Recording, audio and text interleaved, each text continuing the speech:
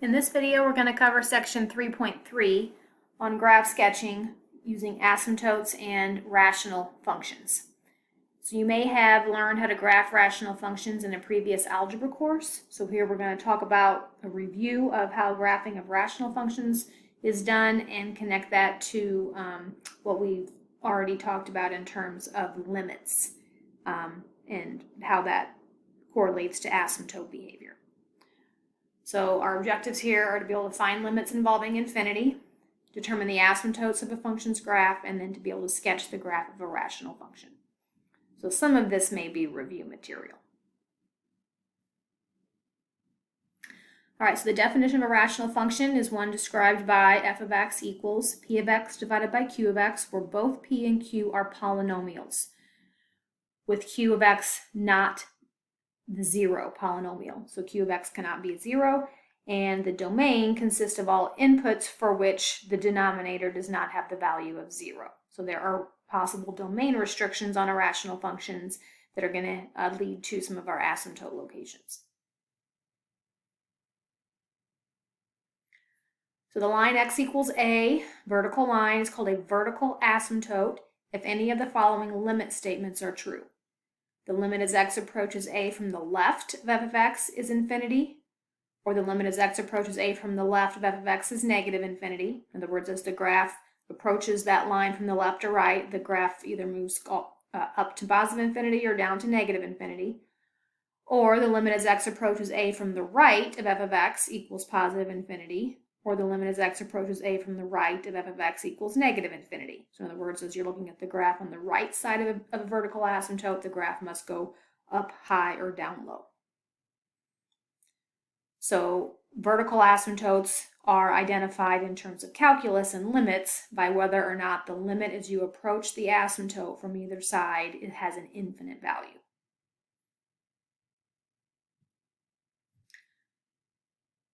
The graph of a rational function will never cross a vertical asymptote. So that's why as you get close to it, you're forced to go up or down because you can't go through it. If the expression that defines the rational function is simplified, meaning that it has no common factor other than plus or minus 1, then if a is an input that makes the denominator 0, the line x equals a is a vertical asymptote. So an easier way of identifying them, rather than looking for limit values being infinity, is to set the denominator equal to 0 and solve for x. This is the way you may remember doing this in an algebra course. So determine the vertical asymptotes of the function given by p of x divided by q of x. So let's say our function is this, x times x minus 2 divided by x times x minus 1 times x plus 1. The first thing you need to do before you find any vertical asymptotes is simplify. So notice this is simplified by this factor of x canceling out. So the simplified form would be this. All right, and if I look at my denominator, since x equals 1 and x equals negative 1, make the denominator 0, those lines, x equal 1 and x equal negative 1, will be the vertical asymptotes. Okay, let's try another one. Determine the vertical asymptotes of this function. So here we cannot simplify, but we can factor a little more in the denominator. This x squared minus 16 can be written as x plus 4x minus 4. So this time we have 3 factors in the denominator. So x equals 0, x equals 4, and negative 4 would cause the denominator to be 0. So all 3 of those lines, x equals 0, x equals 4, and x equals negative 4, would all 3 be vertical asymptotes.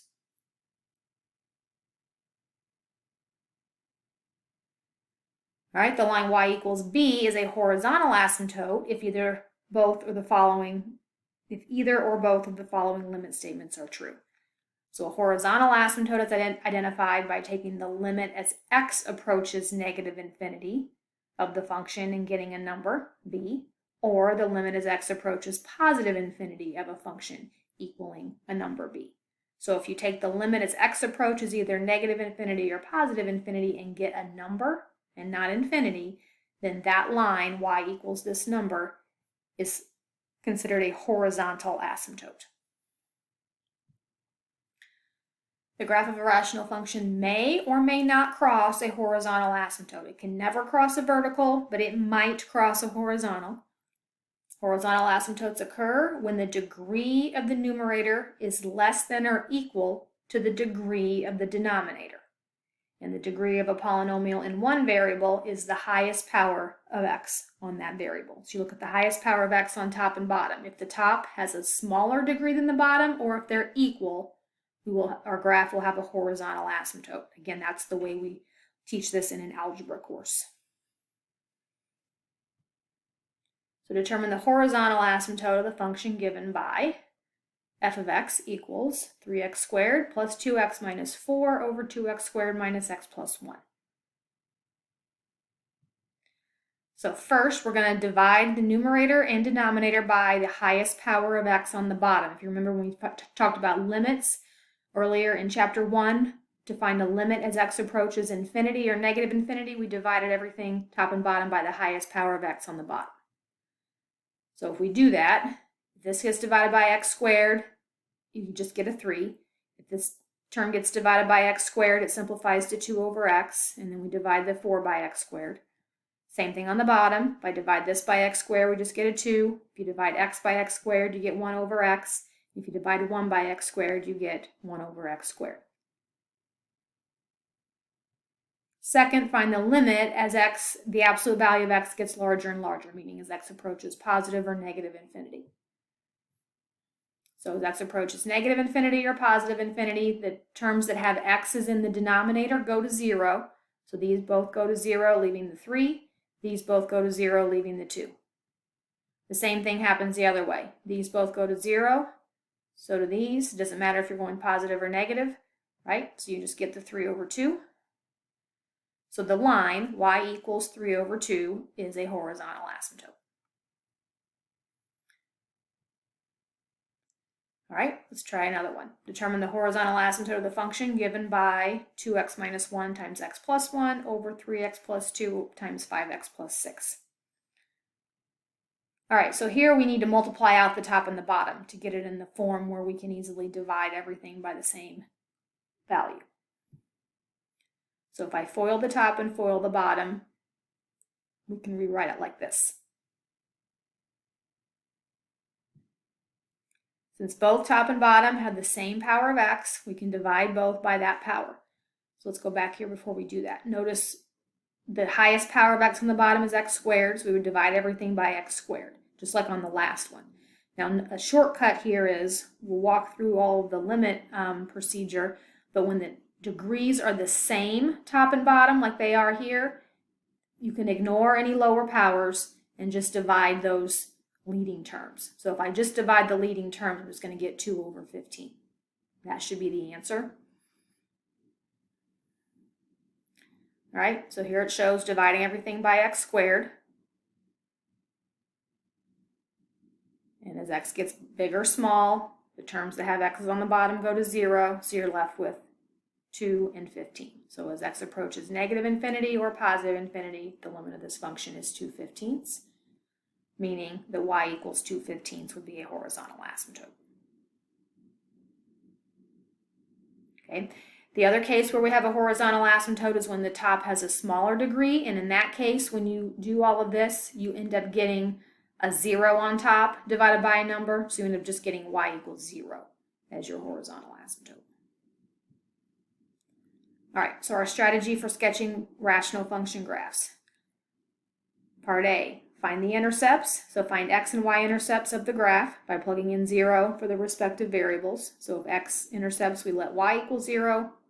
For y-intercept, we let x equal 0. Determine the asymptotes, vertical, horizontal, or slant. We're probably not going to see any slant asymptotes in this case, but it's possible that instead of having a horizontal line as the asymptote, it is a slanted line. I don't believe that will occur, however, in any of the homework problems that are assigned. Derivatives and domain, first and second derivative, like we did before. Find the critical values, just like we did before. Increasing and decreasing, first and second derivative tests, inflection points, all that is a repeat from those first 2 sections that we've covered if you're trying to sketch curves. concavity, same rules again for concavity, and then sketching the graph by using all that information and plotting some extra points or utilizing your calculator. All right, so let's go through an example. Sketch the graph of 8 over x squared minus 4. So the x-intercepts occur at the numbers in which the numerator is 0. So if I'm basically, this is y, if I set y to 0, it's the same as setting the top to 0. Well, if I set the top to 0, I don't get any solution, so there are no x-intercepts. So this will never hit the x-axis. To find the y-intercept, we find f of 0. We plug a 0 in for x, in which we will end up getting -2. So we have a y-intercept at 0, -2. All right, vertical asymptote, set the denominator to 0. So that factors into x minus 2, x plus 2. So x equals 2 and x equal -2 are the vertical asymptotes. Horizontal asymptotes. In this case, the degree of the numerator is less than the degree of the denominator. The numerator has a 0 degree because there were no x's in there, and the bottom had a degree of 2. So the y equals 0 will be your horizontal asymptote. Anytime that the degree of the top is less than the bottom, the horizontal asymptote is y equals 0, which is the x-axis. There is no slant. That would happen if the degree of the top is 1 more than the degree of the bottom, but that's not the case. Derivatives and domain. So your derivative, you'd have to use quotient rule. So our quotient rule formula to find my derivative would simplify to this function. Using the quotient rule again on this and cleaning it up would give me this for the second derivative. You could verify that on your own.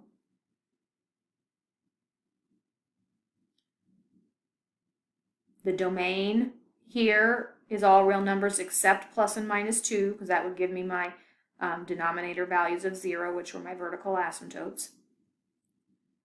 Critical values occur where f prime equals 0 and where f prime doesn't exist. So in other words, if I go back to my first derivative, setting the top to 0 and setting the bottom to 0. So setting the top to 0 gives me 0. Setting the bottom to 0 gives me plus and minus 2, but those are not in the domain, right? That's why it's important to note the domain. So I'm only going to be using what I get if I set the top to 0. So they show the work here, setting top and bottom to 0, but since 2 and -2, the function doesn't exist there, the only critical value is the 0. Increasing and or decreasing, so second derivative with the critical value plugged in, take your second derivative, plug in your critical value, we get -1. So a negative second derivative means concave down in shape, meaning that we should have a max, and it should be increasing on the left and decreasing on the right. So at x equals 0, we have a relative max. F is increasing on the left and decreasing on the right, but that 0 is in between your two vertical asymptotes, so -2 to 0 and then 0 to 2. Since f double prime doesn't exist at these values, we have to use f prime and test values to see if it's increasing and decreasing on the other sides, right? You can't use 2 and -2 to decide if it's concave up or down because those numbers are not in the domain. So pick a number on the left of -2 in the first derivative. We get a positive number. That tells me that the function is increasing. This is a positive value for the first derivative, so it's increasing out in that space. Plugging in a number on the other side of +2 gives me a negative number, so first derivative negative would mean it's decreasing. Inflection points, the second derivative doesn't exist at 2 and -2, however, neither does f. So we consider where the second derivative equals 0. There's the second derivative's numerator, set it equal to 0. If I tried to solve that, you would just get, for all real numbers, this is always positive, right? In other words, no matter what I plug in for x, since we have to square it, it's positive. So a positive number times 3 is positive number plus 4 positive, times 16. No matter what I pick for x, I'm going to get a positive number. So there's no places where it's going to switch concavity. In other words, if I tried to set this equal to 0, there's no real solutions. Since that is always positive, the only place you could change concavity would be on either side of the vertical asymptotes. And we already know from step E that we're concave down at 0. So you only need to, so that's in the middle of the vertical asymptotes. So you only need to test a point on either side. So second derivative on the left of -2, positive, means concave up. Second derivative on the other side of +2, also positive, meaning concave up.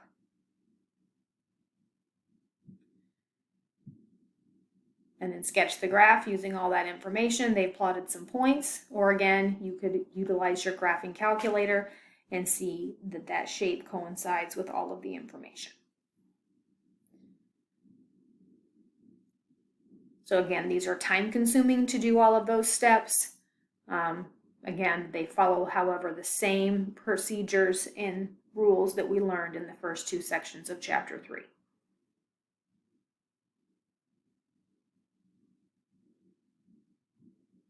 All right, so our summary here. Vertical asymptotes, a line x equals a is a vertical asymptote. If you approach it from either side, you get plus or minus infinity. A line y equals b is horizontal asymptote. If you get the value b, if you let x approach plus or minus infinity. A graph might cross a horizontal, but never a vertical.